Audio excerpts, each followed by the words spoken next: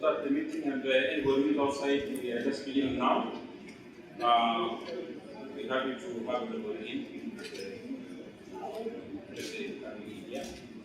We have this event a bit late, but we are going to push as quickly as possible. Our opening remarks are going to be done by Mr. Claudio Alberto Almada Alafos, certified at home. National Commissioner for Fisheries and Agriculture of Mexico. He has been here, you know him, and we really want him to come and talk to us. This session today is about the Aquainvest platform that is run by the World Bank. We are sharing knowledge, tools, and expertise towards sustainable and responsible aquaculture. Welcome, Mr. Claudio.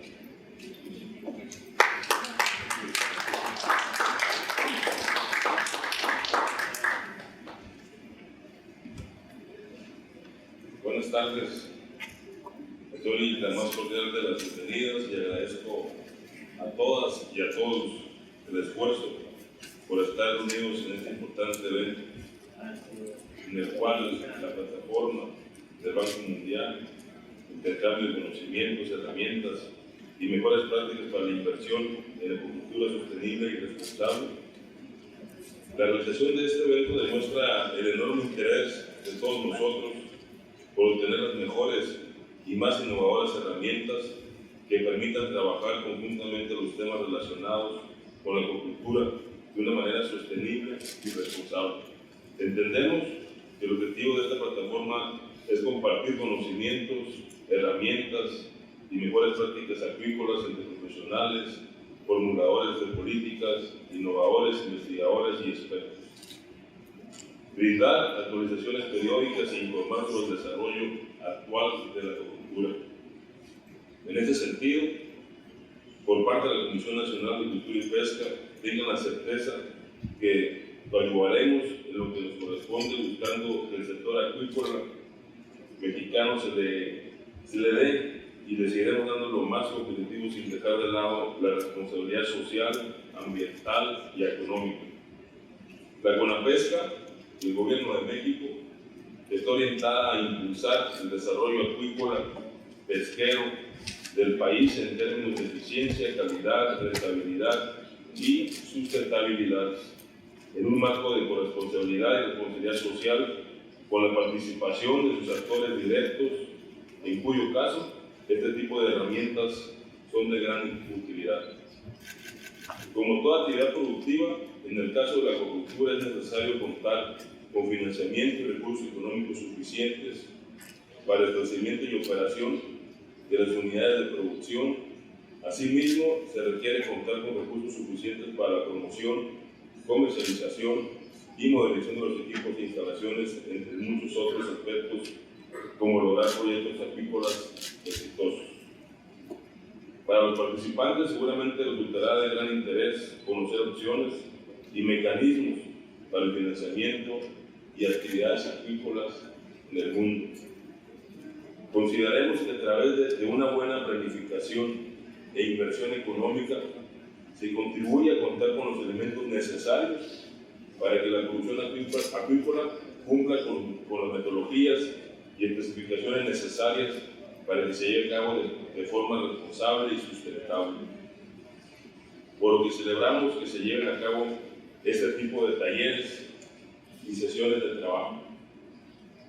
Estamos seguros del éxito de esta reunión y esperemos que el intercambio de experiencias que aquí se realice sume a los esfuerzos para lograr mayor desarrollo en materia acuícola, mayores oportunidades de inversión y con una visión integral. Muchísimas gracias y mucho éxito.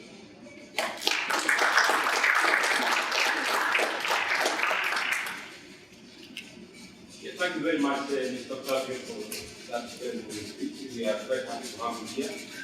And I'm also going to give a small remark, a very small amount of time. I first of all want to thank the government of Mexico for organizing such welcoming all of us to come to Sonora for this very wonderful meeting that we have had and we are still having. I also want to thank the CONAPESCA for the CONAPESCA as an institution for standing together, the FAO, making this happen. it has been a very good welcome from the beginning until now, and we are really enjoying ourselves. The World Bank Group is presenting one of the key activities that we are working on right now, which is the Aqua Business Investment Advisory Platform. In short, we are calling it Aquainvest. Today we are gathered here to share a number of things that we are doing there, and also to showcase how the Aquainvest platform is working closely with the FAO, who are the ones who brought us to this event, to show how in every small aspect that we do, we have to consult with the FAO, and that the countries that are here, and the countries, the member states of FAO, are really in good hands when it comes to development of aquaculture. So we will be going to the next stage of the presentation. I have a presentation to make here, and then we will move on.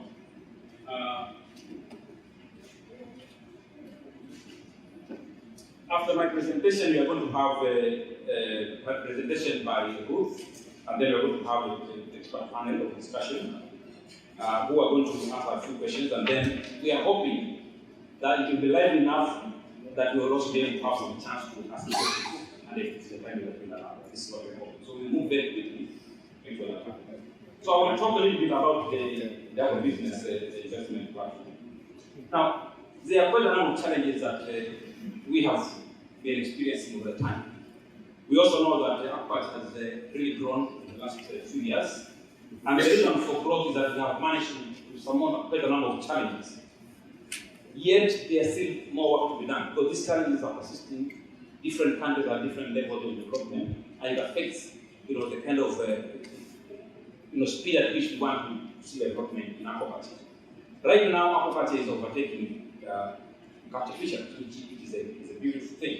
But as we have seen in the last few days, we still have a lot of challenges in terms of ensuring that aquaculture is done in a sustainable manner to ensure that the future generations can get this the food they need in a sustainable manner, in a way that we don't actually mess up the environment. So, quite a number of the challenges that are here on that slide, we are going to have them. Some of them are things that you already know, that will take of us remind us. That lack of knowledge on sustainable management practices is a big thing, and we at the bank are really looking at supporting the countries which are the clients of FAO are actually the same clients that we have at the bank. And we also look at the issues of post-harvest losses, because when the fish is produced, not all of it gets to the table. Lack of efficient value chains is a big issue in many countries, and today with the problems of energy, it becomes even much more difficult for people to actually have value chains that are efficient and that keep the fish in safety conditions. So food safety and nutrition is one thing that also here on the table, which we are looking at. Security, we have mentioned here in the GSA as we are discussing, is a big problem, as well as institutional capacities, lack of enabling environment for small and medium scale investors in agriculture, lack of guidelines which FAO are actually looking at, and of course things that issues that stop us from actually producing as much as we want. Climate change is a big issue that we have to tackle. Now, the objectives of the Aqua Business Platform, which is, I know you see the ASA, that is Advisory Services and Analytics. We have programs at the bank, some of them are projects, investment projects, but this one is actually to help countries in ensuring that they have a full understanding of aquaculture and the conditions they are in. So the objective of this is to distill best practices and in aqua business development for economic, social, and environmental sustainability, to inform World Bank Group, our own technical staff, but also to inform development partners, commercial investors, as well as the public sector. We have 5 components of this platform. One is investment climate and opportunity. That is basically the work that is done by our sister organization, IFC, International Finance Corporation, that looks at ensuring that the environment for the private sector is conducive to their investment. Then the other one is looking at guidelines for sustainable aquaculture development. Now, this is an interesting thing, because this is what we've just been discussing. And Ruth will be explaining more about it. I don't want to take more time on it. But it is something that we thought of, bearing in mind that the FAO might not go as deeper, deeper enough to ensure that the implementation of the GSA can be done. So this is something that we are supporting. We are working again with FAO to push to the next stage. After, of course, this is country-based studies. These are some studies that we do to inform, facilitate the design of specific bankable World Bank Group, government, and as well as private sector investment in agriculture to ensure that these selected countries are able to use this space to develop. And we are learning a lot of information from here that will be applicable. Advisory services, again, this is an IFC work. This is where IFC works directly with the private sector to ensure that private sector can, in fact, improve their investment. And also navigate the challenges that arise from that. Then the other one, the last one is a study on markets for seaweed value chain. This is a study, maybe some of you might have seen it. We have been doing webinars on this for some time. We actually now have our report almost ready. That is going to be edited. It's going to be released soon. And we are hoping that this is going to be a game changer in terms of enabling people who want to invest in new markets, new applications in seaweed to be able to take that benefit. So it's our desire to apply lessons learned and in aquaculture and mariculture development, because as you know, we have been lagging behind mariculture, and this is something we're going to really focus on as we go ahead. This work, this particular analytics program is funded by ProBlue, which you can see on the screen as their logo is there. This is the Macedonia Trust Fund that is run by the World Bank. The acquisition platform is looking at different issues that are important for us, including, of course, policy issues. From what we also look at that. We also look at how we encourage private sector investment. We realize that the governments are not the best in investing in the sector. Because if they invest, they usually cannot follow that much up to the next level. So it is very important that countries work very closely with the private sector in whatever they do. Market studies, we have done already the seaweed market studies, but this is an integral part. We have support countries which want to access foreign markets to be able to do so. Then we also look at service and carrying capacity modeling, because this is important for countries to be able to know how much fish they can actually produce in the country. Then sustainable production models and best practices. We do train member states who have this need. And also the time you'll be surprised that we always work with them for this. And of course the issue of funding schemes that the IFC will always do. We usually look for mixed blending, mixed financing and blending capital businesses. That is something. Overall, these are the questions that we are addressing in the platform. Basically, and here you also see that they are the questions and they are the organizations that are working with us to ensure that these questions are asked, are answered in the right way. The platform brings together World Bank, IFC, FAO, of course. It also brings together WWF and the GEF, the GEF funds are also part of this. Also, not to mention here, the USA have been a very big supporter of this work and they not to do that. Now, the issue here is not to ensure that we choose what is competitive in terms of aquaculture investment. What are the sustainable business models that we can use? And also, we're looking at long-term sustainability. That is a critical issue that we do.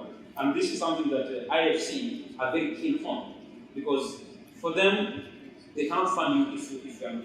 Because they normally sometimes they also have their own money invested in a venture that the private sector has. And we also look at how to attract investors. So like the market study that we have done on seaweed is really enabling us to attract investors. And of course, the big question of intensification and expansion of aquaculture. The idea is we want to ensure that each area of plot of pond or whatever that is being used to produce aquaculture is actually done at the high productive level. And obviously, issues of policies are critical. And so we want to expand the issue of policy so that we can have what we call enhancement of ecosystem services and climate change actions that come from aquaculture. We realize that aquaculture has been given a bad name, but we also know that aquaculture has, in fact, the potential to support ecosystem services. And we want people to be able to pay for those ecosystem services. And that's one of the things that we are hoping to see going forward.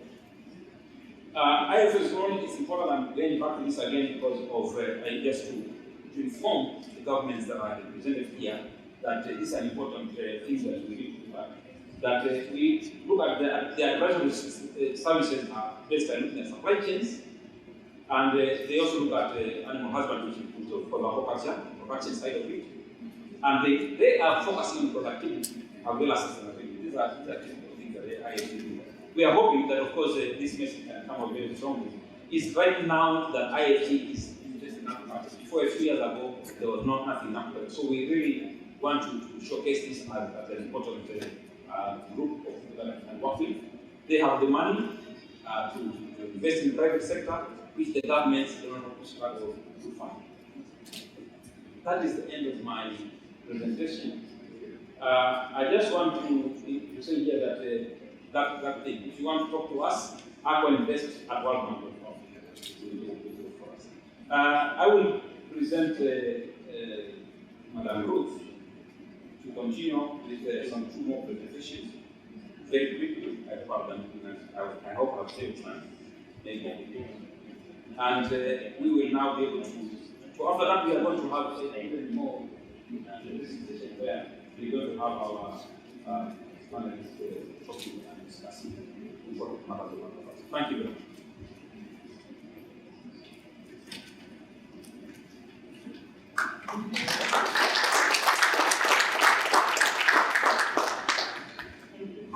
Thank you, Harrison. Buenas tardes a todos. Good afternoon, everyone. Thank you very much for a wonderful introduction of the platform. As Harrison said, my name is Garcia. I'm going to try to be as brief as possible. I know we have had a very intense morning session. Maybe we would like to go for lunch. But I think this is going to be quite a nice illustrative example of some of the products that are being developed under the Aqua Business platform. I'm going to present the most important or attractive, we can say, key findings of a very recent report that we have conducted under the platform on new and emerging global seaweed market applications. This report is being finalized right now and it will be launched most probably in a few weeks. The objective of this report is actually not to look at traditional seaweed markets or traditional seaweed applications like hydrocolloids, carcinogen, food, direct food consumption, but to look more at new or emerging markets for seaweed-based products. And this information is matched with an assessment of the current state of the global seaweed production. But I'm going to go quite quickly, although if you have any questions, any doubts, if you would like to get any additional information regarding this report, please don't hesitate to contact us after the session, after the side event. As I said, in a few days, in a few weeks, it will be officially launched, section by section. But just a little bit of background about the seaweed farming sector, although I'm pretty sure you are very familiar, and you have some colleagues here from Chile, from the Philippines, who are major producers of seaweeds at global level. But if we look at the global seaweed production, 97% is coming from aquaculture, is farmed, and only 3% is wild harvested. And 97% actually of the production is concentrated in Asia. China is the major producer, followed by Indonesia, South Korea, and the Philippines. Only 0.4% of the global production is actually produced outside Asia. So it's, as you can see, a quite unbalanced situation. So this is a clear bottleneck and limitation for future expansion and intensification. First of all, the limited production outside the Asia region, as I said, but some of you know, and we will have a colleague from the Philippines talking about that in a few minutes. Availability of raw material, being a big issue, quality consistency, limited analytical data, and also inexistent or relatively weak or limited regulatory frameworks, governance, which is maybe not the case in some of your countries, but in Some countries, for example, in the Pacific region, and we have here a colleague from Fiji, the delegate from Fiji, regulatory frameworks and governance regarding seaweed farming is still pending. It's in a great area between agriculture and aquaculture. We believe, as Harrison was saying, that seaweed farming, as well as many other aquaculture activities, is able to enhance ecosystem services and increase, for example, biodiversity at the level of dual carbon credits, improve bioremediation. So this is something that I'm going to talk a little bit later when we will go into the key findings. This is, as I said, a summary of the major or key findings of this report on new and emerging applications for seaweed-based products. This is the methodology we have followed for this study. First of all, the identification of relevant industry stakeholders with more than 123 interviews in the field. Secondly, please dive into series selected application areas, and you will see that for this specific report, we have selected 11 new or emerging applications, market forecast exercise for these targeted applications, and then identification of that limitations for the whole exercise, for the whole study. The study actually started with the evaluation of around 120 different applications. These were narrowed down to around 11 based on a prioritization exercise. And I'm going to go actually quite straight into the results or the key findings of the report. I would like to mention that the study is focused on 5 major seaweed species, because these species account for more than 95% of the production. As you know, Saccharina, Onchematoids, Gracilaria, for example, are the big species groups in seaweed farming. And the field work, the field interviews, the stakeholder consultations with farmers, processors, investors, researchers was mostly conducted in Asia, Southeast Asia, South Korea, and Japan. Although other regions, such as Latin America, Europe, and Africa were also consulted for the elaboration of the report. We would like to acknowledge some limitations for that. So during this study, as you can imagine, data availability is a major issue in seaweed farming. It's quite focused on small scale producers, and it's very hard to get reliable and accurate data. Basis also for market forecast and the sensitivity and dynamics of the market forecast are also big limitations, because they may change quite considerably depending on the time point when you are doing the forecast. And I'm going to start with the key findings. I took this picture, I don't know if it's from, but I really like it to somehow highlight this kind of greener perspective or greener image that we all have when we see something with seaweeds, right? We see packaging made of seaweeds or cosmetics made out of seaweeds, and we always think about this greener image or a clean rather than, maybe it's not associated with other negative perceptions of other aquacultural activities. So this is a very important finding of the report, that this greener or green public perception is going to drive growth in the forthcoming years. The most promising new or emerging applications are biostimulants and animal feed, and I will go into the details later on, with a special emphasis on this methane reduction functional additives made of asparagopsis, for example. Key challenges, as I said before, and this is relatively obvious, nothing new, are availability of raw material, competitive pricing, and limited regulations, limited governance for seaweed farming. And again, a key driver for growth, ecosystem services, provision of ecosystem services, including biodiversity enhancement, climate change, mitigation, and adaptation. So this is seen by investors and also by the public, by the consumers, as a very, very positive attribute of seaweed farming.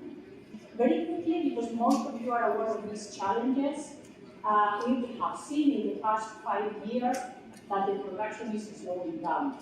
The production globally for the global seaweed farming sector increased around 74% in the past decade. That's a huge increase, and it's kind of slowing down since 2015. And data on volumes is also quite inconsistent. Most countries and most regions, the colleagues from Indonesia, are quite also aware of this limited growth of stagnant growth in the past 5 years. Most important identified challenges or key challenges in well-established markets, for example in the Philippines and Indonesia, are climate change effects on crops associated with shorter cycles or lower yields, limited technology, remove crops, for example, offshore, or artificial farm processes, and quite strongly limited human capital. And as the Indonesian colleagues noted, aging population, also limited human resources in rural areas, right? The population. If we look at traditional markets, we see that they are so most seriously produced in established regions, mostly for three major applications: direct food consumption, aquaculture feeds, or we can say raw ingredients for aquaculture food production, and hydroponics, with different species, as you can see. And there is always this limitation regarding volume and quality.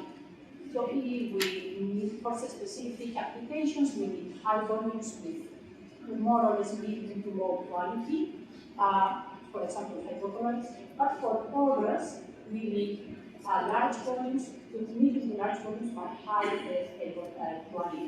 So this is a circle that has been limited expansion and the intensification of the simplified sector for years. The consistency in volume and quality for specific applications. There's a brief summary of these 11 selected technology applications that I included as part of the report, and you will see the final report that we have individual sections for each of them with a very detailed market forecast.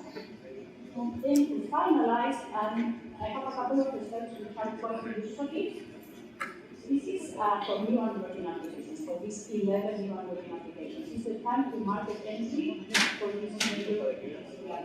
In blue color on the left side, we have the applications which are already in the market and they limited research or investment, like biostimulants, animal feed, or pet food. In dark blue color, we have the ones which require high quality and consistent skill supply, such as alternative proteins, nutraceuticals, public or pharmaceuticals, and then in gray color, as you can imagine, the ones which require large volumes but low quality, not such a high quality levels, like bioplastics or construction materials.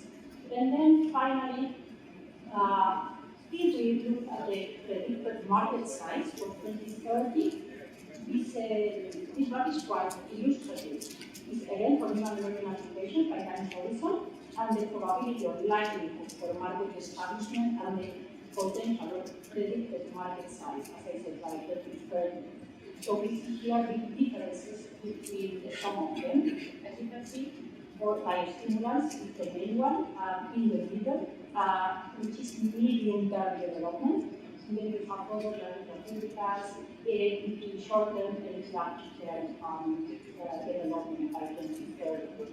As I said, we don't have a lot of time to go into the details of the report today, but please don't hesitate to contact us for additional information, and the report will be available within a few weeks. Conclusions, some key takeaways. We see that for a consistency with supply in terms of volume and quality, we need to do significant progress, and this is a very important recommendation of the report regarding selective breeding programs, access to improved recipients, distribution and availability of recipients, automation of farm processes, governance, including legislative incentives, access to financial services and for capacity building. Knowledge sharing and joint development is key in this sense. We have a region in the world, Asia, which is very well prepared, has a lot of knowledge and experience to share with the rest of the world, right? So we actually, through ethical collaboration, would like to encourage this type of South-South cooperation and South-South exchanges between colleagues in Asia with full capacities and others in Africa, for example, or Latin America. And finally, for a novel application, which are technically proven, the market needs, as I said, a consistent raw material supply, scale and price and quality, access to long-term low-cost capital. An important point of this report shows that the standardization of environmental impact assessment is also very important. These environmental impact assessments are very valuable and quite different from country to country, and social awareness as well. Just to finalize, I would like to say, as you all know, that seaweed farming is for millions of people the primary source of livelihood. And for many coastal communities, it's beneficial in numerous ways. Economic generation, food security, nutritional security. I'm going to see if I can show you actually a website that has been developed under this, the work of this report, just very quickly. It's called Civic Insight. It's like a kind of civic farming data, which has quite interesting information about farm insights, global production, species details. It has been developed in collaboration with Arts Innovation Services and the World Bank Group. Very, very attractive, and of course, our report will be included in this website. Thank you very much.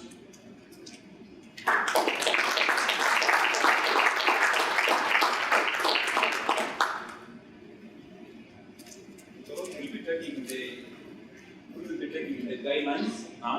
I hope that will be a very short thing for us to be able to know. The message here is that we have you covered. If the GSA still requires a bit more work to be done to make it applicable, that's what we are doing with that. So, I'm very sorry, it's me again. I'm going to be super brief because we want to give time to our experts to present and to discuss. We are hoping that this process towards the recommendations for the approval of the EU guidelines for sustainable aquaculture is advancing and will advance quite well during the session. But we would like to show you something that the World Bank is doing in parallel under this platform, trying to make or to answer quite a lot of questions and requests from our clients to develop operational guidelines or practical guidelines for investment, for aquabusiness development. So I'm going to explain you very, very briefly the work we are currently doing under the platform for the development of specific guidelines for aquaculture investors, for the private sector, although can be used and adapted, of course, by many other aquaculture stakeholders.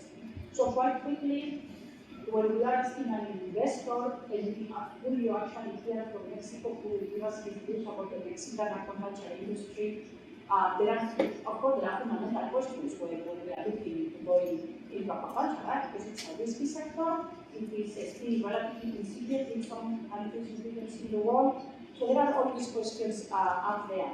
Some of them are what are the key elements for a vibrant investment environment in a country or in a region? What are the roles that the private sector and the public sector should play? And this is very different from country to country. We have countries where the aquaculture sector is extremely over-regulated, and other countries where there is very limited or weak regulatory frameworks governing aquaculture. Business planning and analytics, and I'm sure Nathaniel will give us some ideas and some information about all the work that IKEA has been doing on tools and practical and technical manuals towards better business planning and analytics for aquaculture. Also, fundamental consideration for requirements for investors, technical requirements, species selection, farming system, site selection, sorting capacity, sorting capacities, and social and environmental dimensions, of course.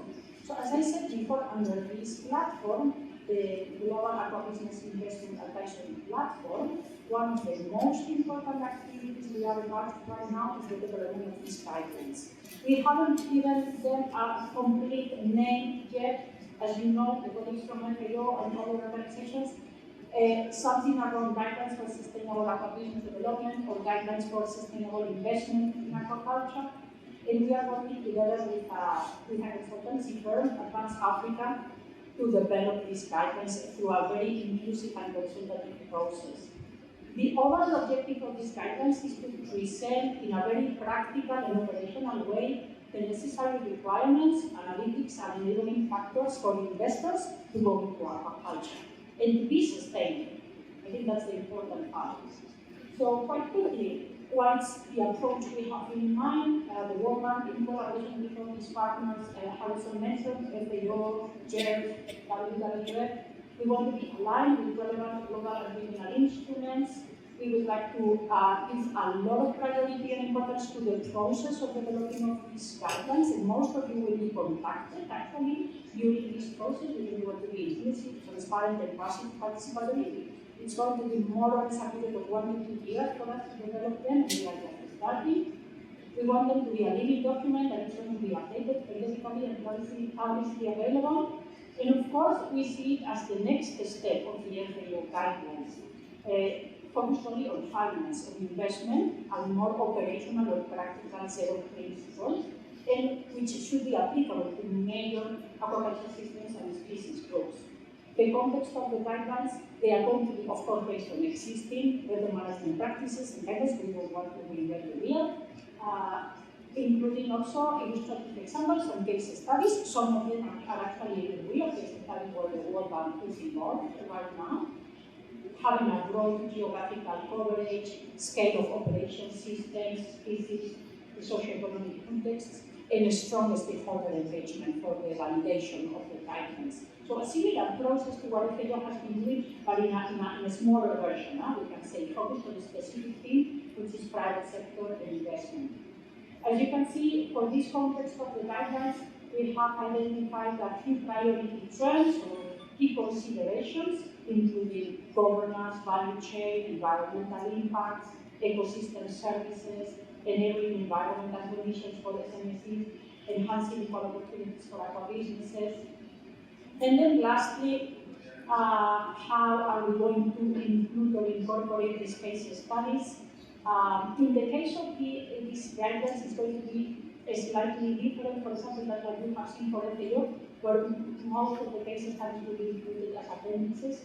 We would like to have very short, brief case studies showing failures, challenges, or success stories, or maybe lessons learned where we have changed completely the investment output because of a huge problem, and include those case studies as part of the guidelines, as part of the sections, to provide illustrative and, we can say, practical examples when the investors are going into the requirements.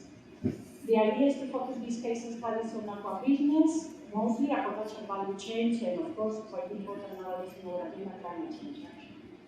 To have a broad regional coverage, as I said. And to finalize, the structure of the guidelines most probably will have two parts. As I said, we are starting the consultative process. A part one, where we will actually identify key subsectoral and technical elements for aqua business development. And the part two, where we will have actually these practical guidelines, or the guidelines for operationalizing aqua business, with three major elements. General guidelines, inclusivity and diversity in aqua business, including gender, justice, support, and then finally resilience and key vulnerabilities, including climate change.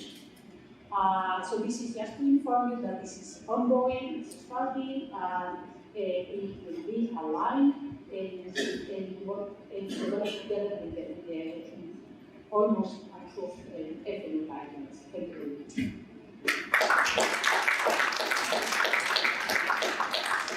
Yeah, thank you very much, Ruth, for that for those presentation. Time is not on our side, so we are going to run a bit. We have our panelists now who are going to give us some talks. We have the first one who is already ready to go. From Mexico, Julio Guebert, from Mexico, is going to give us some presentation. He is going to answer some questions that I'm going to write right now as he does that presentation. And the question that I've asked him is, although Mexico produces a lot of fish, case of food insecurity and malnutrition still persist. What is the private sector doing to grow the local market and ensure more fish? Welcome.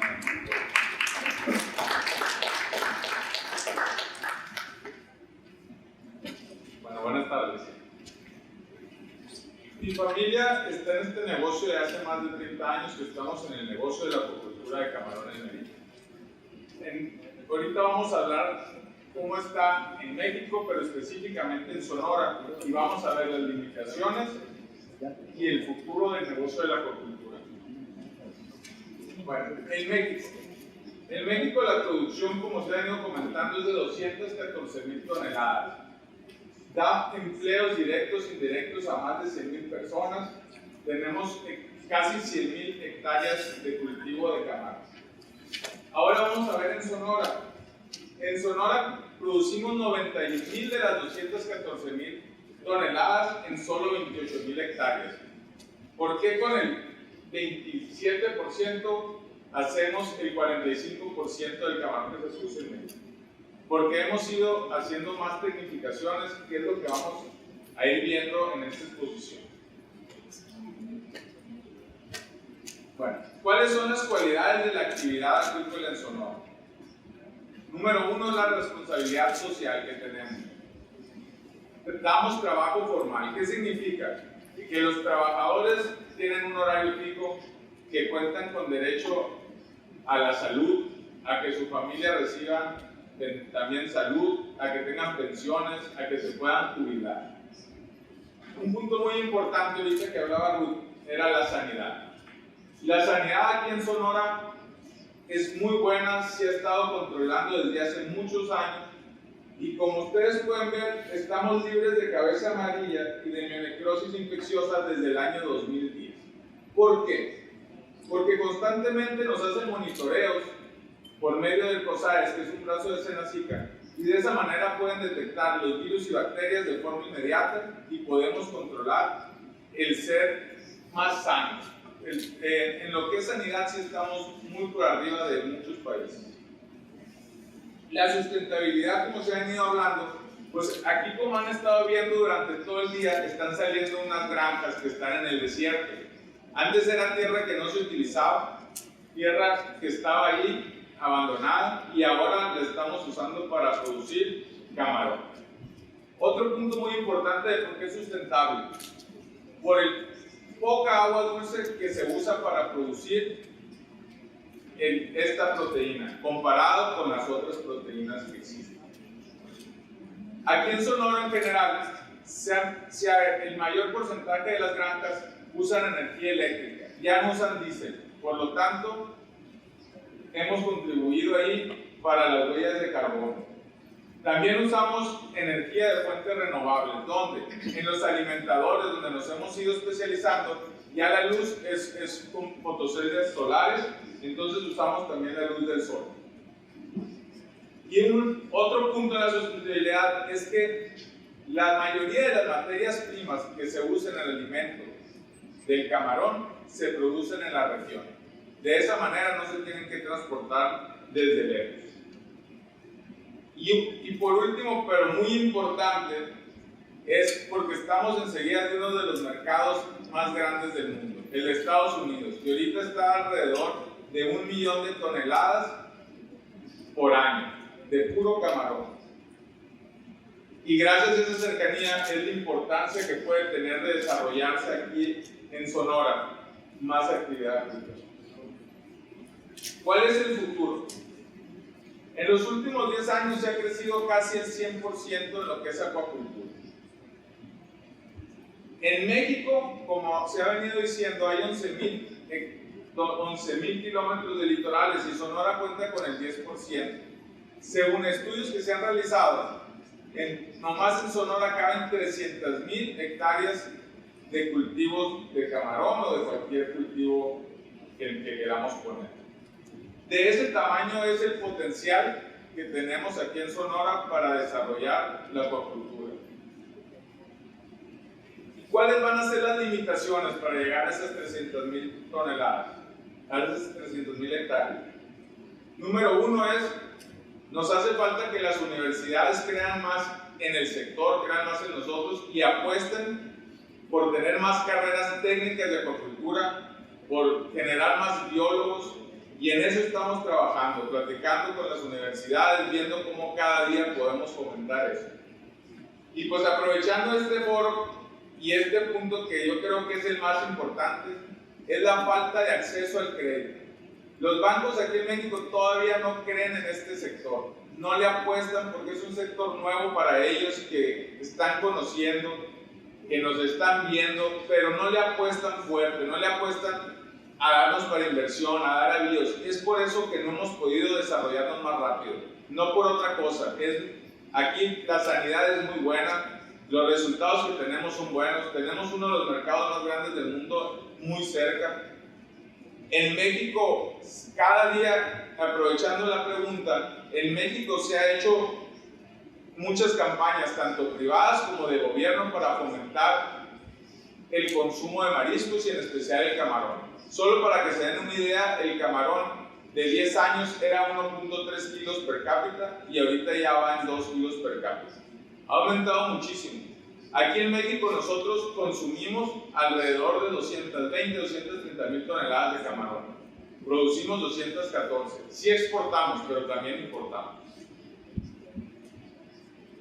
Otra limitación sería el control sanitario. No porque tengamos mal, como les he venido diciendo, lo tenemos muy bien, pero tendríamos que seguir controlando muy bien que no se nos metieran nuevos virus y bacterias y seguir de la mano con el COSAES haciendo monitoreo.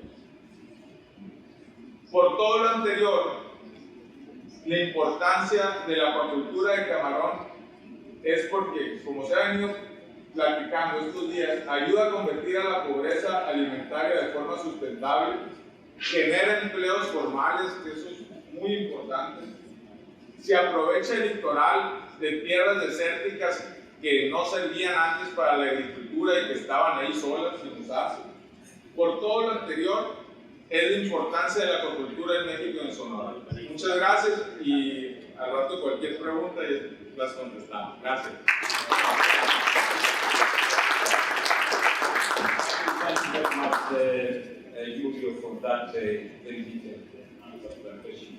I think you have given more than we needed, but thank you very much. We are going forward now to listen from Philippines. Mr. Isidro Velayo is going to be talking to us from the Philippines. And Mr. Isidro Velayo is Assistant Director of Technical Services at PFR, the Philippines. We are familiar with PFR, sure. The question that I want to answer, even as you give us your talk, is this. Philippines is among the countries in which civil production has stagnated, as was very clear from this presentation. And even sometimes it has reduced to some regions. What is the Philippines doing to reverse the trend? Because we want to see increase, not reduction. Thank you very much. Welcome.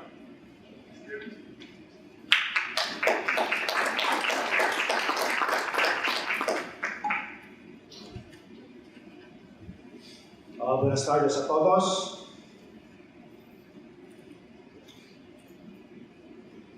A pleasant day to all of you, and greetings from the Bureau of Fisheries and Aquatic Resources, the Philippines. I am supposed to be presenting ahead an audio-video presentation, but due to some technical concerns, I will just defer that one and then proceed with my presentation. To start with, the Philippines envision to be the primary producer of tropical red seaweeds that contains carrageenan, a preferred supplier of the premium quality raw-dried seaweeds, including the refined and non-refined carrageenan in the world market.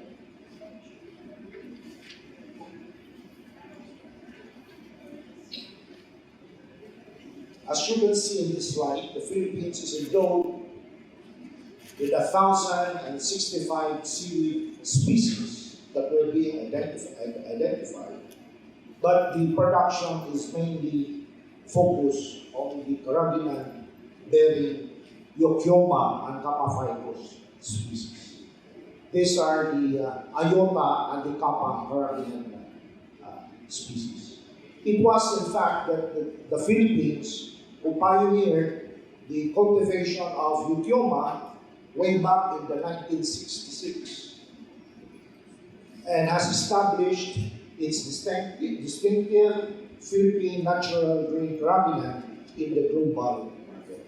In all, barely 5 out of the 1,065 species are cultured to commercial or semi-commercial scale in the country, which speaks volume of the inherent strength we possess and immense potential as well.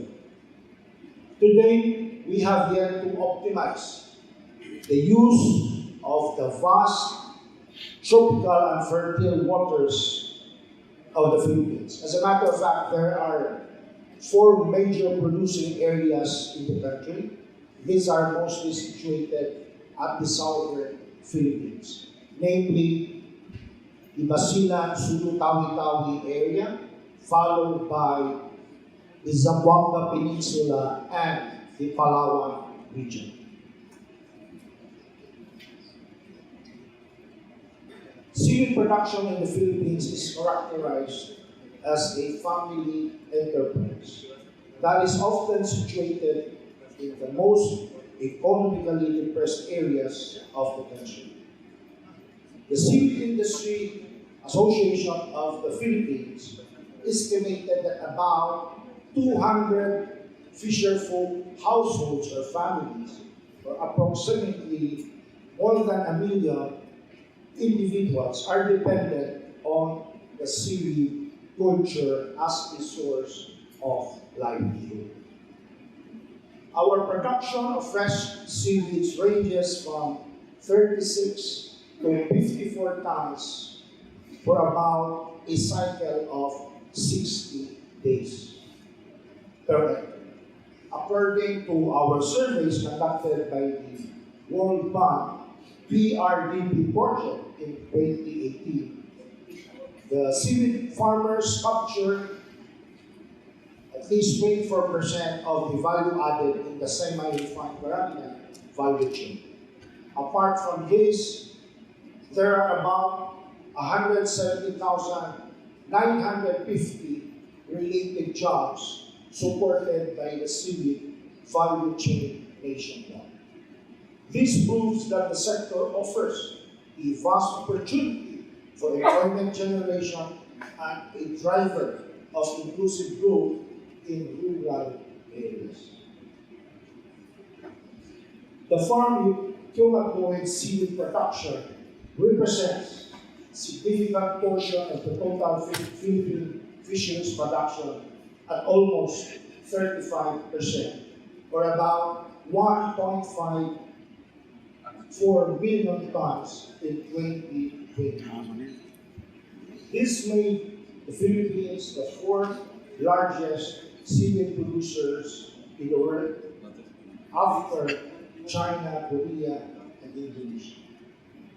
Combined exports of mainly semi-refined and refined carabinate products amounted to $230 million in 2021, the 2nd largest fishery export product next to our food.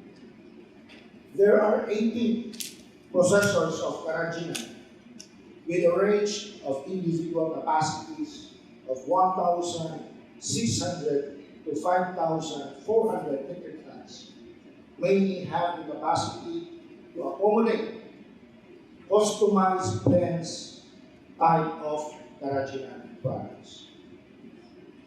Despite the strengths that we have presenting weaknesses that we need to address, first is the insufficiency of high-quality seaweed materials for expansion and intensification. We look up to successful tissue culture and genetic selection applications like in banana plantation crops to hopefully see its technology transfer in our seaweed industry.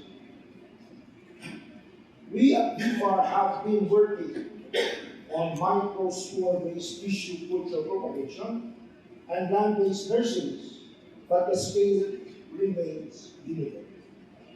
This technical challenge is also being taken up by some Filipino companies. Owing to this archipelagic nature of our country, logistical challenges and the costs require continuous public and private investments in infrastructure development, Further, the vast inter-island geographic spread of seaweed farming poses a challenge to fishery inspection services to cover as much possible clients to promote adoption of good aquaculture practices and national standards on product quality and at farm level. Additionally, inclement weather and natural occurring shifting trade winds are imposing natural forces to reckon with by our seaweed farmers. Considering the prior mentioned vast available space, specific interventions in aid of marine spatial planning for seaweed development, coupled with new local tested deep sea farming methods will be tremendous. Much effort has been done to firm up government and private sector partnership. Excuse me.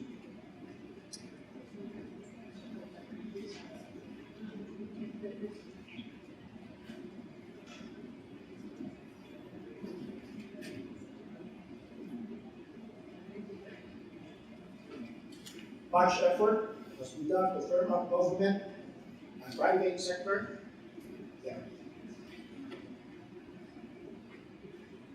Partnership on specific diversification like sargassum, aspergillosis, color.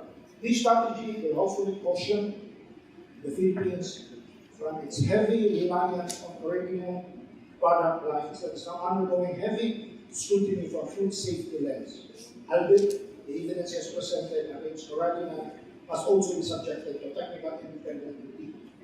At this point, the Philippines call on FAO to carefully and objectively shepherd the planned review by UN bodies, bureaus of food safety concerns of seaweed derived ingredients. The Philippines also monitors the development and threat of Caribbean being replaced by substitutes in part or whole. This threat yet again points to the need for intensive research and development. Under Philippine laws, direct management and conservation of coastal from the shore is under the jurisdiction of local government units. The alignment between national government, agencies such as BFAR, the local government units, and the private sector under the prevailing decentralized governance must be assured for predictable seaweed industry expansion. We find investment, planning, and coordination being rolled out in the World Bank-funded Philippine Rural Development Program effective, however, can still be further improved. Through the World Bank PRDP project, several provincial seaweed industry development plans have been developed and has received funding.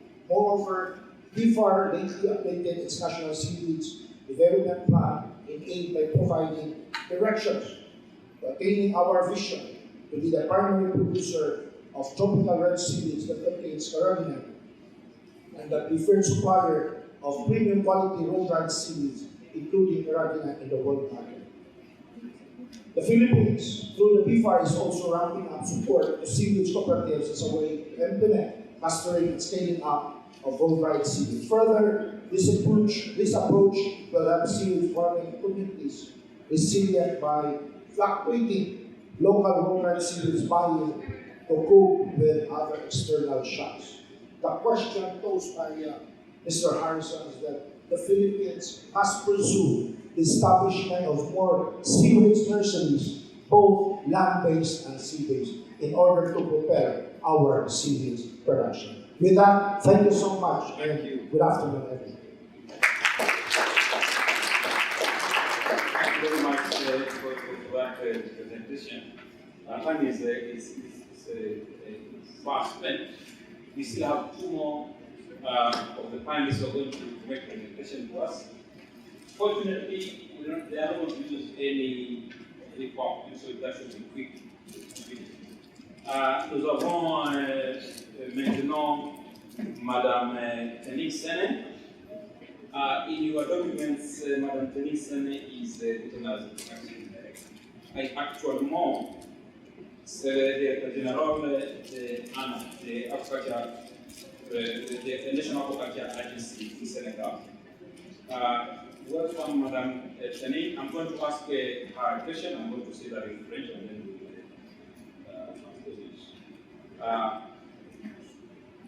il y a des indicateurs qui impliquaient,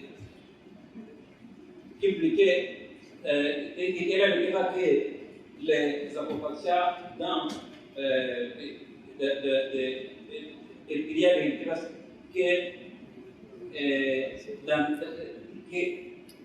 qui indiquaient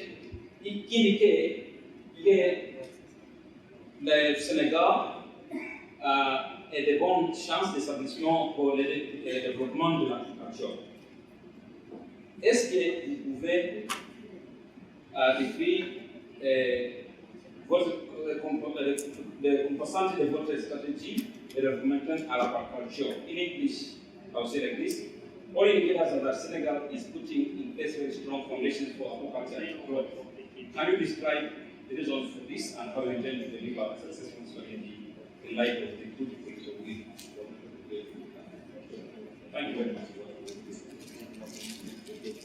Maybe for the interpreters, Mrs. Tene, she's going to speak in French. She doesn't speak English, and I will translate to English or Spanish. Is that okay? Yeah, they say it's okay. Merci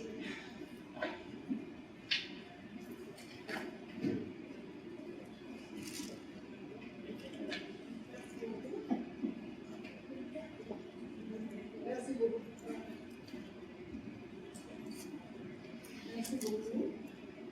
Donc, je voudrais d'abord remercier la Banque mondiale pour l'organisation de cette Side Events qui nous demande de parler du secteur de l'agriculture au Sénégal, la situation et des perspectives. Voilà, donc,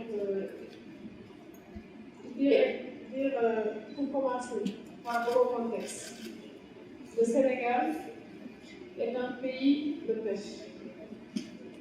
La pêche joue un rôle socio-économique très important au Sénégal. À travers la création d'emplois, la pêche emploie plus de 600 000 personnes, mais également elle contribue à 2,3% au PIB. Et la pêche est le premier secteur d'exportation du Sénégal, donc joue un rôle très important dans l'équilibre de la balance commerciale. Thank you very much for your time, and thanks indeed for the World Bank and FAO for organizing this side event. I am the Director General of FANA in Senegal, and I'm going to talk about the situation and the success story of agricultural development in Senegal. First of all, I would like to say that Senegal is a fishing country. It's a fisherman country. Actually, more than 600,000 people are employed in the fishing sector, and it's a huge contribution of the GDP of the country. Donc, pour venir en réponse à la question de M. Harrison, de la Banque mondiale, qui demande pourquoi cette forte volonté du Sénégal à s'orienter vers le développement de l'agriculture, je vais d'abord rappeler que, à l'image du monde entier, les pêches de capture au Sénégal sont stagnantes. C'est-à-dire qu'on ne produit pas plus de poissons depuis plusieurs décennies, alors que parallèlement, le taux de croissance est très élevé, 2,7% par an, de croissance démographique. Donc, le Sénégal est un grand consommateur de poissons qui tire 70% de ses protéines des produits halieutiques et avec une consommation par personne de 29 kg per capita de 29 kg. Having said that, the reality is that the fishing catches are declining for several years now, and the population is increasing. So we are in a situation in a country with a huge consumption of fish. Senegal people they consume in average 29 kilos of fish per person per year, with a declining fishing sector. Therefore, the government, as many other stakeholders, are looking for options and alternatives to cover this huge seafood demand. Donc, si on veut continuer à assurer ce rôle socio-économique des produits aquacoles, donner de la nourriture aux Sénégalais permettre à ces gens qui travaillent dans la pêche de continuer à gagner leur vie. Également, lutter contre ces jeunes pêcheurs qui sont confrontés à un déficit de capture, à s'adonner à l'immigration clandestine. Le Sénégal a pensé qu'il fallait développer l'aquaculture.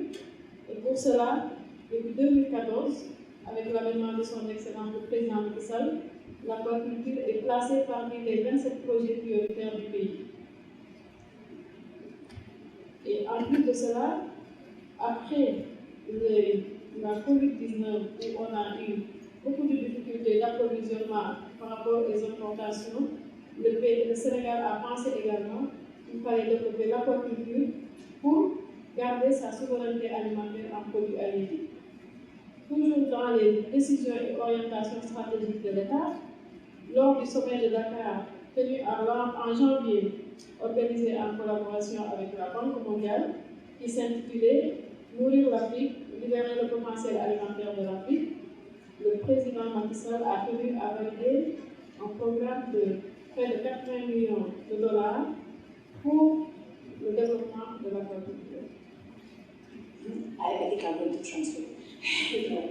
So it's this seafood limitation is becoming a food security problem, and this is why the country has engaged since 2014 in a national program for aquaculture development, with, of course, as you can imagine, different objectives: food security, nutrition improvement, economic development, maintenance of employment, and generation of employment. They are looking not only at the domestic consumption but also at export markets. And now, in collaboration with the World Bank, there is a national program for development and promotion of the aquaculture sector in Senegal, which is a national strategy putting quite a lot of stakeholders together, coming from government, private sector, research institutions, to promote aquaculture in the country. Mr. Senator has mentioned that, as you can imagine, since fishery sectors, the fishery stocks are declining, quite a lot of previous fishermen are unemployed. So, as is happening in many other countries, aquaculture can be an alternative for the employment of these previously fishermen, although it's always kind of controversial, but this is what is happening in Senegal. Et donc, dire que l'Agence nationale de l'aquaculture, qui est chargée de la mise en œuvre de la politique nationale de l'aquaculture, est déconcentrée dans les régions. Nous avons 7 bureaux et antennes dans les régions pour permettre d'exploiter le potentiel, mais également être auprès des populations qui sont demandeurs d'accompagnement pour pouvoir mettre en place des politiques aquacoles. Maintenant, en termes de chiffres, aujourd'hui, si on fait la situation de l'aquaculture au Sénégal, nous sommes à 445 sites d'exploitation aquacole, donc avec une production quand même très modeste, 1580 tonnes par an actuellement, mais il faut dire que cette production a connu une progression parce qu'elle était de 340 tonnes environ en 2012 et elle est passée maintenant à 1580 tonnes en 2022, pour dire également que des progressions sont en train d'être faites. Il faut dire également au Sénégal, nous disposons d'un code de l'aquaculture.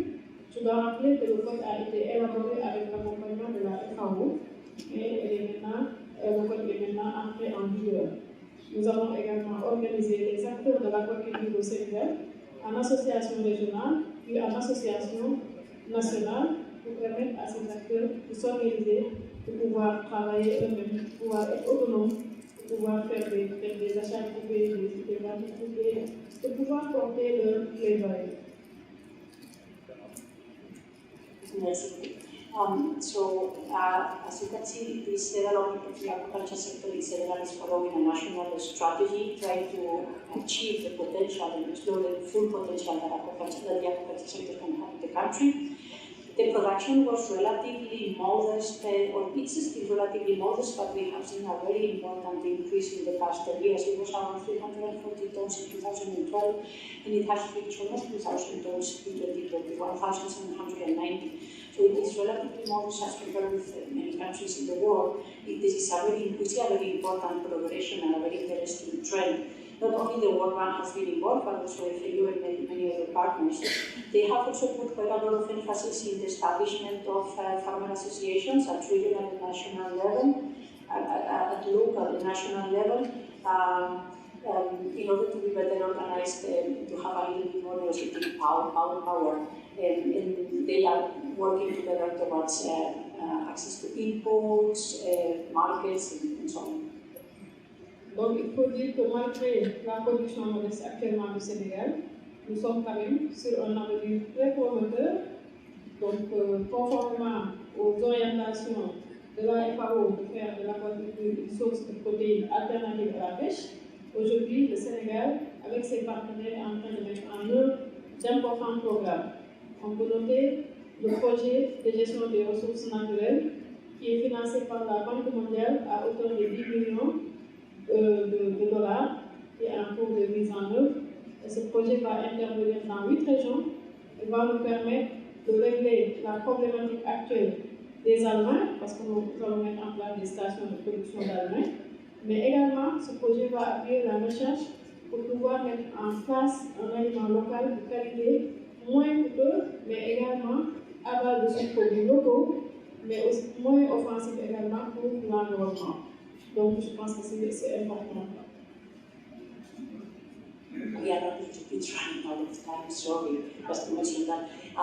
So as you can see, fisheries was the main sector in the country. Aquaculture can be an alternative source of protein, of high quality and nutritious animal protein. This project funded by the World Bank is active in 8 different regions and trying to address important issues related to genetics, seed supply, site selection, with a broad, you can say, perspective within the aquaculture sector. Je dois dire que ce projet financé par la Banque mondiale pour l'État du Sénégal est le plus grand projet d'aquaculture, le plus grand financement que l'aquaculture a eu depuis sa création en 2006. Et aujourd'hui, on est sûr que ce projet va permettre de booster la production aquacole du Sénégal. Autre perspective, nous sommes en train de travailler avec la coopération technique belge, avec une subvention d'un programme de 3 millions d'euros. Donc, on est avancé sur la sécurisation d'un pôle aquacole de 67 hectares, et c'est comme une zone industrielle qui sera très aménagée, sécurisée, et nous allons appeler des privés à venir s'installer dans cette zone. On a également d'autres projets, comme le projet Proval Chaîne de valeur, financé par la Banque mondiale, entre autres, en tout cas, perspectives prometteuses pour le développement de l'aquaculture au Sénégal. Et je dois dire aujourd'hui, son Excellence le Président Macky Sall, qui accorde beaucoup d'importance au développement de l'aquaculture pour la création d'emplois, pour la sécurité alimentaire, nous a instruit ici, plus tard le 23 juin prochain, de lui présenter un nouveau plan de développement durable de l'aquaculture qui prendra en compte le partenariat public-privé. Alors, pour dire aujourd'hui, je pense que le contexte de cet atelier, où on est en train de réviser les directives de l'aquaculture durable, où on a aujourd'hui assisté à une présentation de la Banque mondiale qui parle de l'aquabusiness, et je pense que tout ce contenu va contribuer à l'élaboration et à la mise en place de plans de développement durable de l'aquaculture, surtout au Sénégal, et conformément aux orientations de la FAO, bien sûr, mais également de différents partenaires techniques et financiers. Thank you.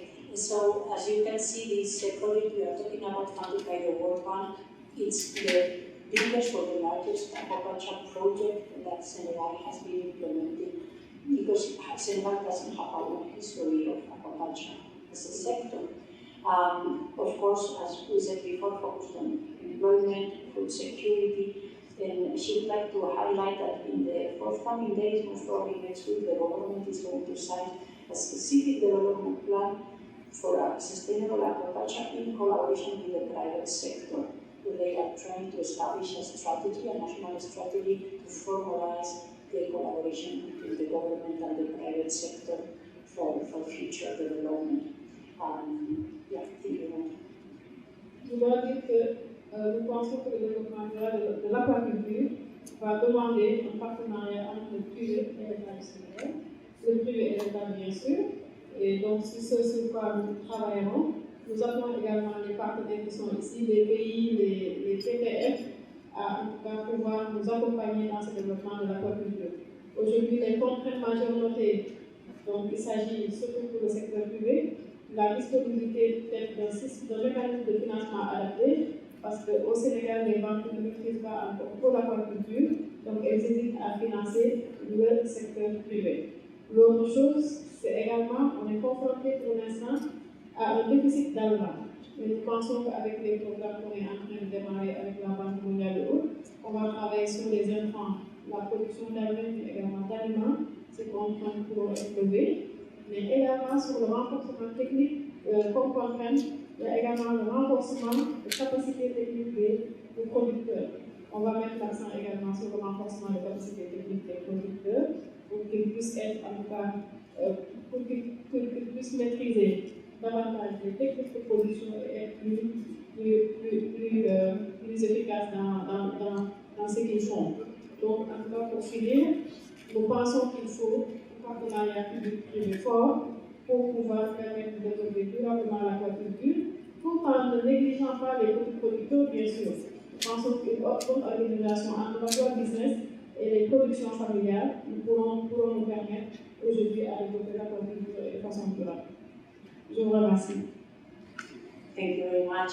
To finalize, we would like to emphasize this important point of the public-private partnerships, and that Senegal is convinced that in order to develop the aquaculture sector sustainably, we have to work together with the private sector. The government, the state has to work together with the private sector.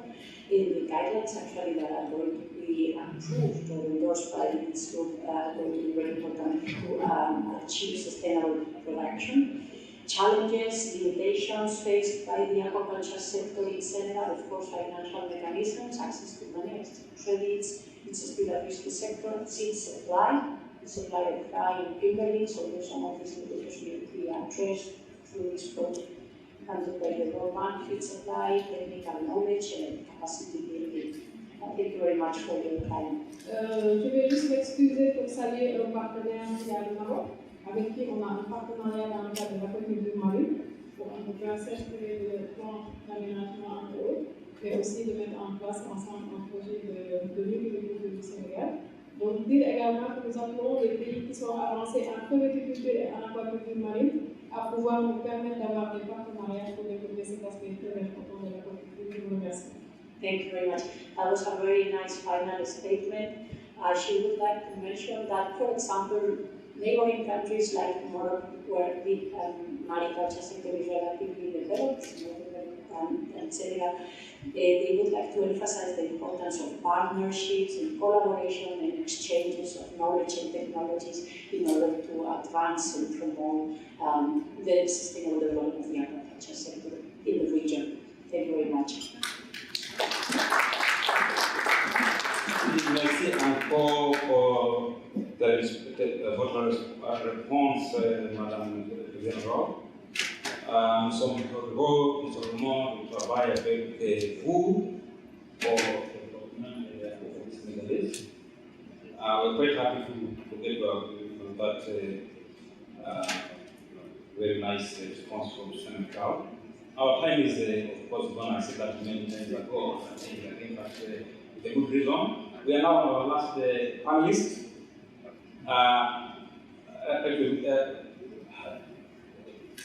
And we are going to give him time to talk. Actually, it's not, we still have Nathan Chamuna from FAO, and we also have Nathan talk. So we have to be very, very quick. Really quick. The question that I am going to ask the national panel to answer very, very quickly is about the GSA, what we've been looking at right now. As we look forward to the approval of the GSA at coffee, what role and complementarity do you foresee with the World Bank-led guidelines for sustainable investment in aquaculture, which we are talking about SIA going forward? And also, can you describe the reasons, and also, which direction should the World Bank and other material development banks do to accelerate implementation of the GSA and support the FAO member countries better? Very brief, I know you can do it, and then you go to the last one. Welcome. You can go from there. Yes. Thank you, Dr. Harrison. Since you want me to be brief, I will remain seated. And so, thank you for the question. And first of all, as an introduction to my answer, let me commend this collaboration between FAO and the World Bank.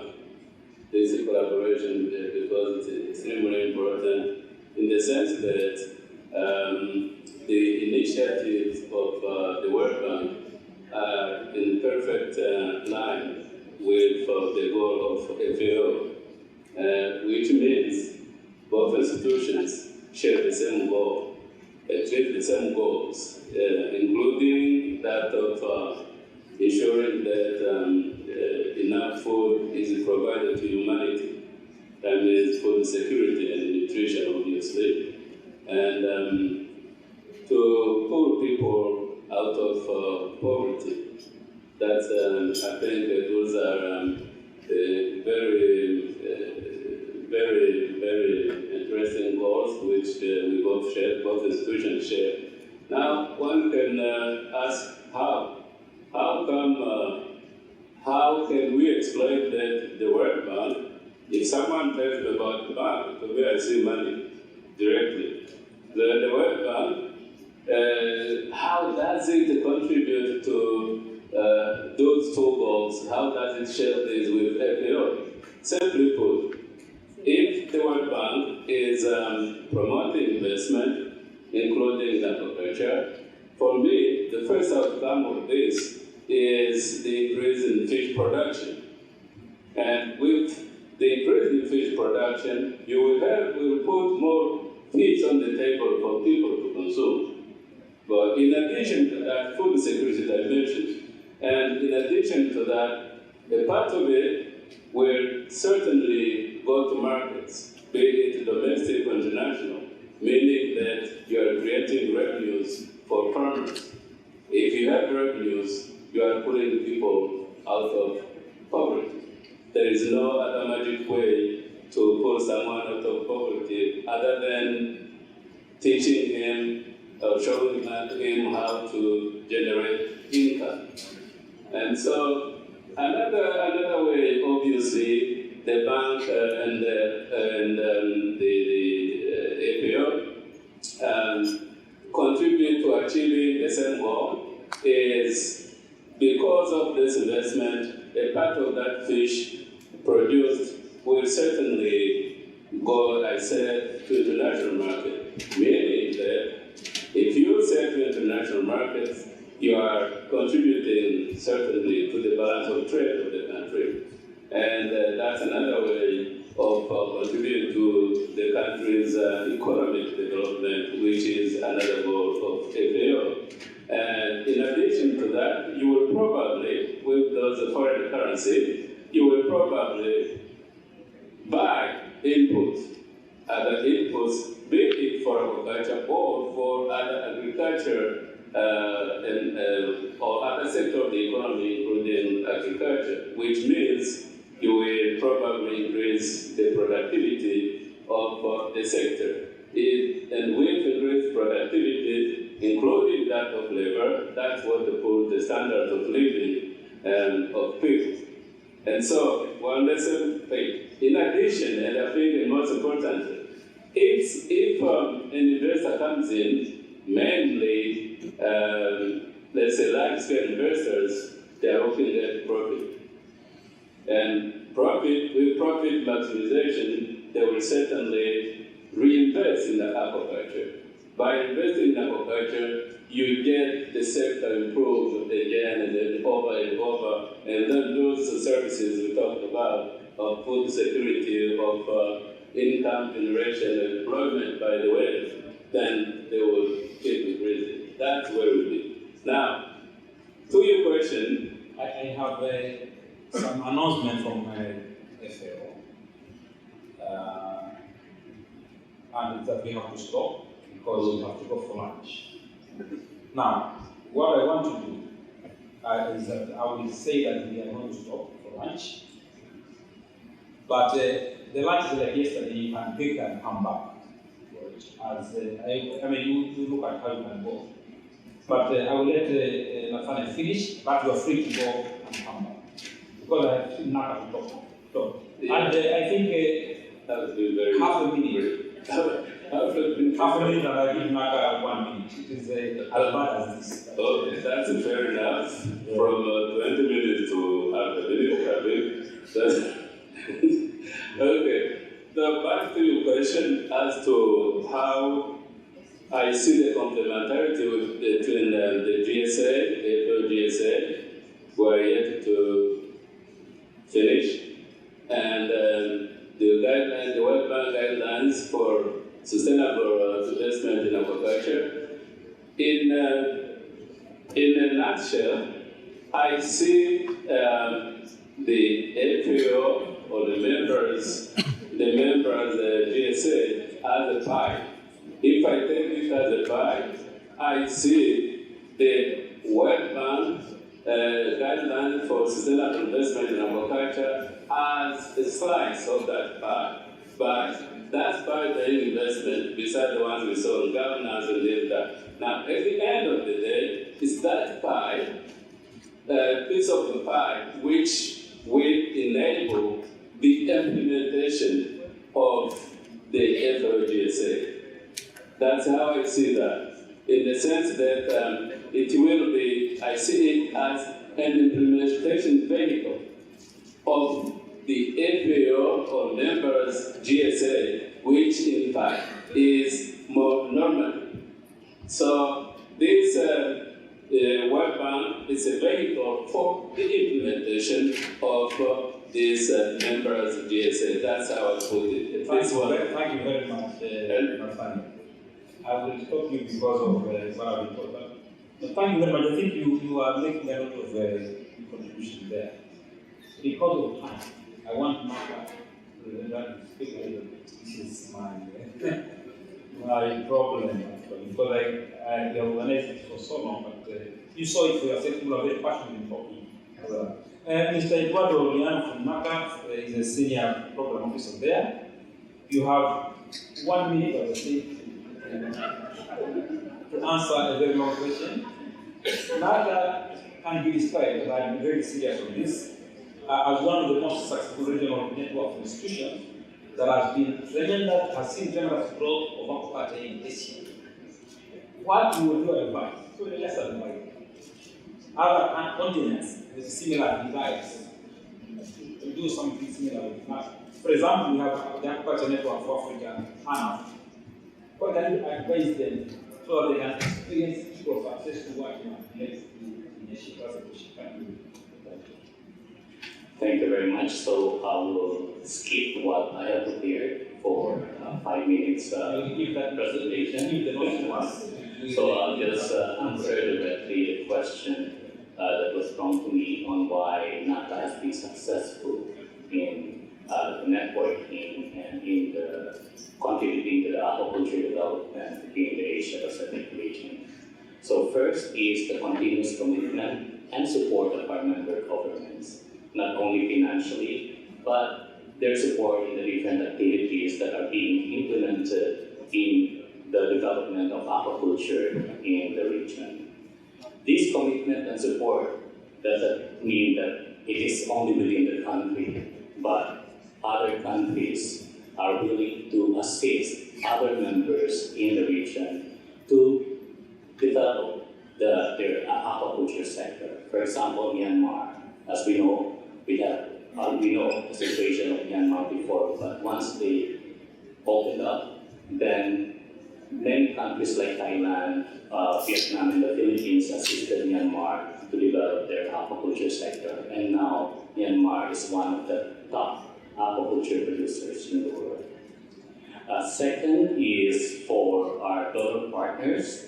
Our network, or NACA, has gained full trust from our partners in granting us projects for the implementation in the region, because NACA always delivered, and because we have we are a network of individuals, institutions, governments, and we have access to vast resources, including human resources and expertise that we can mobilize to implement the different projects. So there is 2 points there: commitment and support from our members, and secondly, the trust from our partner organization and donors. And lastly, I just want to say to tell you that NACA is 1 O&E, that is O for ownership of members. So without the members, NACA would not be existing. N for network of resources, and E for expertise in aquaculture. Thank you very much. Thank you very much. That was very nice.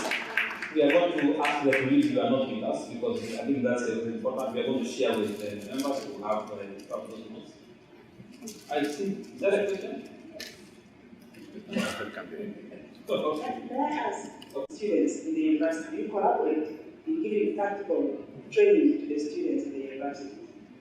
That's it. And for Harrison, the kind of support you give to the private investors, what form does it take? Do you just give them the money to go and do their business, or you walk them through to be able to achieve? And which level of businesses? Is it small scale, medium, or large scale? Thank you. Thank you. Buenas tardes. Sí se ha logrado un acuerdo con las universidades. Lo que se está haciendo es, ellos están mandando gentes a las granjas, a las acuícolas de camarón, para entrenarles, pero todavía falta que metan muchas más carreras técnicas. Es algo nuevo aquí en México, la acuacultura es muy nueva todavía, y apenas ahorita es cuando están entrando las universidades a formar más técnicos y más biólogos, pero es algo que tenemos que seguir empujando día con día. Pero sí estamos trabajando en acuerdos, igual con el sector social, privado y social, trabajamos mucho de la mano. En lo que es sanidad, todos trabajamos de la mano siempre juntos, tanto el sector privado como el sector social. Gracias. And my question on the International Finance Corporation. Normally, the IFC will work with the customer, the private sector, in every aspect of what they need to do, including the environmental investment environment, regulation policies that are there. They will also give you technical advice. For example, we are now working with some company in Victoria, actually from Kenya, who have asked us to help them on genetic improvement program. So we are giving it to the IFC. Now the flip side, I mean the thing is IFC operations are not cheap. And so sometimes it's very difficult to work with very small amount of money. So IFC will prefer working with large industrial groups because of the cost of the processes and all that. So this is the reason why we go at high level. We are working with them very strongly to look at how we can bring in the small, medium scale producers and the enterprises as well. And that might be by conglomerating, bringing different companies together that can access this fund, because the small money is very, that is the last question, because time is up. And so I'm not going to give final remarks. I just want to say thank you very much for sitting down throughout this session, even though lunch was beckoning for you to go. Thank you very much.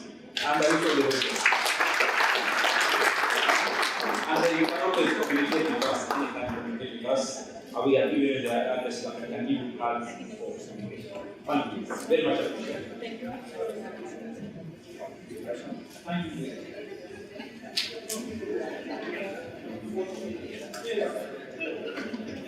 Yeah.